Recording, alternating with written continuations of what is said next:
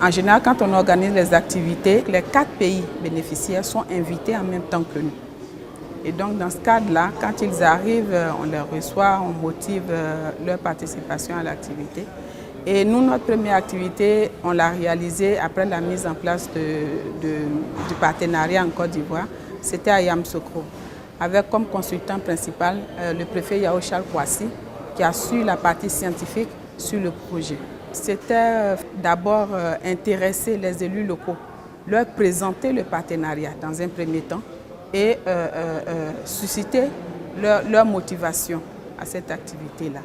Il y a eu de l'engouement parce que tous ceux qui étaient attendus ont répondu présent et nous avons pu faire une bonne séance de travail selon ce qui nous est revenu du partenaire, c'est-à-dire du co-signataire qu'est l'AIMF. À la suite de cela, nous avons fait une autre activité à Grand Bassam. Là, il s'agissait de faire le point à mi-chemin.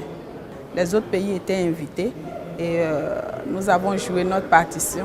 Selon ce qui nous est revenu, l'activité s'est bien déroulée également. Voilà. Il y a des difficultés de plusieurs ordres, mais la principale, c'est la non-motivation financière des participants à nos activités. Chez nous, quand on organise une activité sur laquelle vous mobilisez des élus, il faut toujours prévoir au minimum leur carburant. Comme c'est un projet financé par l'Union européenne, ce n'est pas prévu. De sorte qu'à chaque fois, nous, en Abidjan, notamment à l'ARDCI, c'est-à-dire à l'Assemblée des régions et districts de Côte d'Ivoire, nous sommes obligés de prendre sur les fonds de la fêtière pour intéresser les participants. Sinon, l'activité ne peut pas donner la satisfaction que nous attendons. Également au niveau de l'hébergement.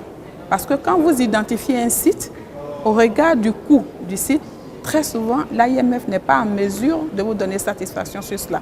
De sorte que vous êtes obligé de repartir les participants quand ils sont en nombre considérable sur plusieurs sites. Et comme le tri se fait au hasard et on ne prévoit pas toujours la réaction des gens, ce n'est pas toujours que ça se passe bien.